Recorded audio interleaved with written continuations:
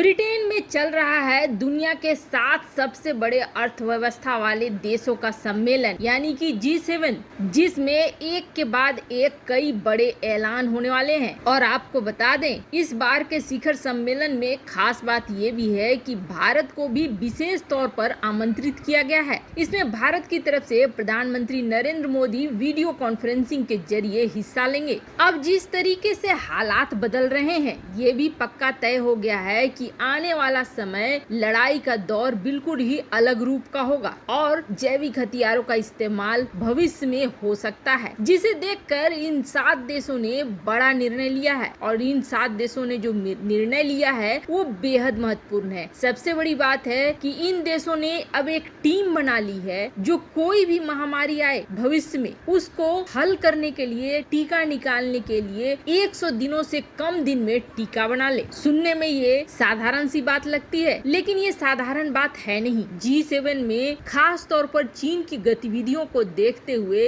ये भी आशंका जाहिर की जा रही है कि भविष्य में ऐसा हो सकता है, इसलिए भविष्य की तैयारी अभी से ही करनी होगी। वहीं हालांकि G7 की मीटिंग में अभी तक भारत के प्रधानमंत्री मोदी शामिल नहीं हुए हैं, पर भारत की तरफ से फ्रांस का बड़ा ही रौद्र रूप देखने को मिला। आपको याद होगा, जब भारत में दूसरी लहर फैली उसके पहले से ही भारत को दिए जाने वाले कच्चे माल पर बैन लगा दिया था अमेरिका ने, जिसके बाद सीरम इंस्टीट्यूट के मालिक ने बार बार अमेरिका से रिक्वेस्ट करी थी कि कच्चे माल पर लगा हुआ बैन हटाएं ताकि हम वैक्सीन बना सके और दुनिया के बाकी देशों को दे सके। पर उस वक्त अमेरिका ने ये कह दिया कि हम अमेरिका फर्स्ट की नीति पे चलेंगे, हम ऐसा नहीं कर सकते हैं। जबकि उस वक्त अमेरिका वो बात भी भूल गया कि पिछले साल जब अमेरिका बुरी तरीके से त्रस्त था, तब राष्ट्रपति डोनाल्ड ट्रंप के कहने पर हाइड्रोक्सी क्लोरोक्वीन की करोड़ों टेबलेट्स को निर्यात किया गया था अमेरिका को।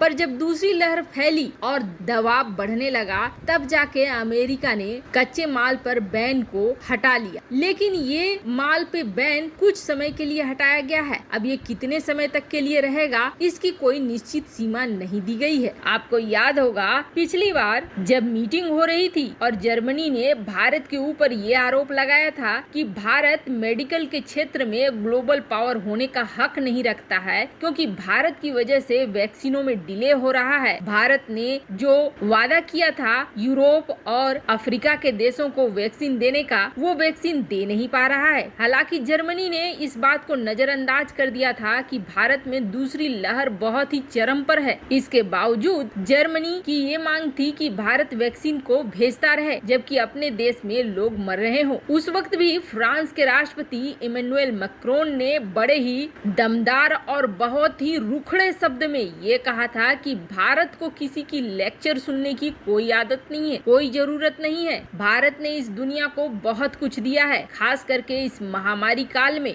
तब जर्मनी सहित मीटिंग में जितने भी देश बैठे थे, सबके चेहरे उतर गए थे। अब वैसा ही रूप G7 में फ्रांस ने दिखलाया है। फ्रांस के राष्ट्रपति इमैनुअल मैक्रोन ने सवाल उठाया कि सदस्य देश एक्सपोर्ट बैन क्यों लगा रहे हैं। अमेरिका ने भारत में बन रही ऑक्सफोर्ड एस्ट्राजेनेका की कोरोना वैक्सीन के लिए जरूरी कच्चे सामान पर बैन लगा दिया था, जिससे वैक्सीन उत्पादन को झटका लगा और दूसरे देशों में तो उत्पादन भी बंद हो गए। ये वैसे देश हैं जो गरीब देशों के लिए वैक्सीन बना रहे थे। इसके लिए मैं सिर्फ एक उदाहरण रखूंगा और वो है भारत। फ्रांस का रौद्र रूप देखने को मिला। वैसे फ्रांसीसी राष्ट्रपति बड़े ही तगड़े समर्थक माने जाते हैं भारत, और उनकी तो चाल ढाल में भी अब भारतीयता दिखने लगी है। आप देखेंगे, ये जो हाल ही में कांड हुआ था जिसमें एक शख्स ने इमैनुअल मैक्रोन को थप्पड़ मार दिया था, उससे मिलने से पहले ये लोगों के सामने हाथ जोड़ते नजर आ रहे थे। अभिवादन करने का ये तरीका भारतीय तरीका है जो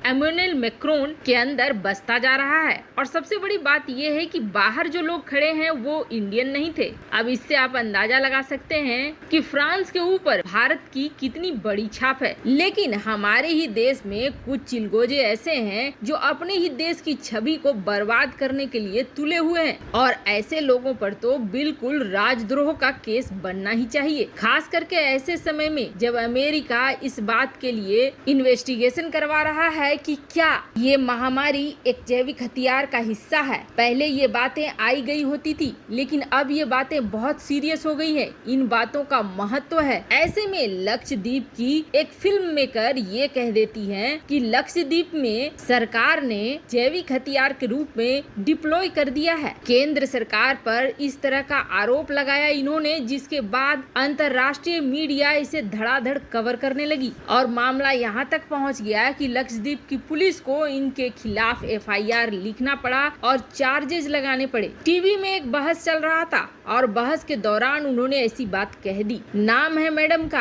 आयशा सुल्ताना। अब देखिए इनको बचाने के लिए कौन आए, इनको बचाने के लिए आए उमर अब्दुल्ला। उन्होंने ये कह दिया कि नहीं, उनके कहने का मतलब ये नहीं था, वो तो बस अब एक गुस्सा जाहिर कर रही थी कि लक्षद्वीप में सारी चीजें ठीक से मैनेज नहीं हो रही हैं। इसलिए देखो, दरअसल लक्षद्वीप में पहले 0 केस आते थे, फिर धीरे धीरे वो केसेस बढ़ के 100 हो गए, जिसके बाद मैडम ने ये कह दिया कि सरकार इसे एक टूल की तरह इस्तेमाल कर रही है। अब जरा लक्षद्वीप को समझे आप। ये है हमारा भारत और यहाँ पर है लक्षद्वीप का समूह, जो कि काफी बड़ा समूह है और ये केंद्र शासित प्रदेश है। यहाँ 10 ऐसे द्वीप हैं जहाँ पर लोग रहते हैं और यहाँ के धर्म को जरा देखिए। यहाँ पर इस्लाम धर्म मानने वाले 96.58% हैं, तो हिंदू धर्म मानने वाले 2.77, उसके बाद क्रिश्चियन है 0.49, बुद्धिज्म, जैनिज्म, सिखिज्म भी है। अब यहाँ पर जब केसेस बढ़ने लगे तो ये इतनी बड़ी बात कह देंगे मात्र 100 केस आने पर, ये तो कुछ वाजिब नहीं बनता है। इसके पीछे के कारण भी निकल कर सामने आए।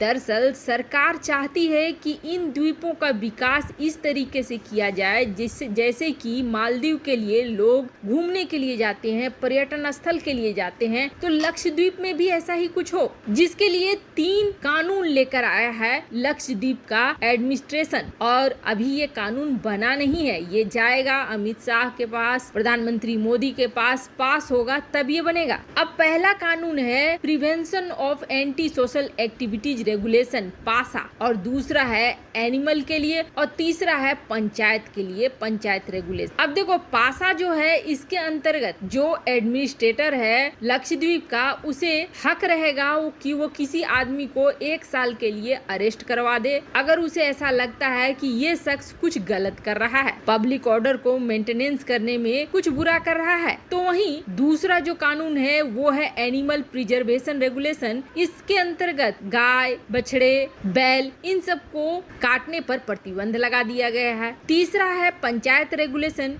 कि जिनके 2 से ज्यादा बच्चे हैं उनको ग्राम पंचायत का मेंबर नहीं बनने दिया जाएगा। दरअसल मैडम जो इतना बौखला रही है उनके पीछे ये 3 नियम है। अब इन 3 नियमों के लिए इतनी बड़ी बात कह देना जो अंतर्राष्ट्रीय स्तर पर भारत के लिए प्रॉब्लम बन जाए। खुद अपने ही देश में कोई अगर ऐसा कहता है कि हमारे ही देश में ये चीजें हो रही हैं, तो ये सचमुच एक बहुत बड़ी बात है। इनकी बात को हाथों हाथ अंतर्राष्ट्रीय मीडिया ने लिया, इससे ही आप समझ सकते हैं। खैर, इस पर तो सरकार फैसला लेगी ही। वैसे आपको क्या लगता है इस वक्त भारत के दोस्तों में कौन कौन से देश हैं? कमेंट कर अपनी राय जरूर बताएं। जल्द मिलते हैं अगले वीडियो में नई खबर के साथ।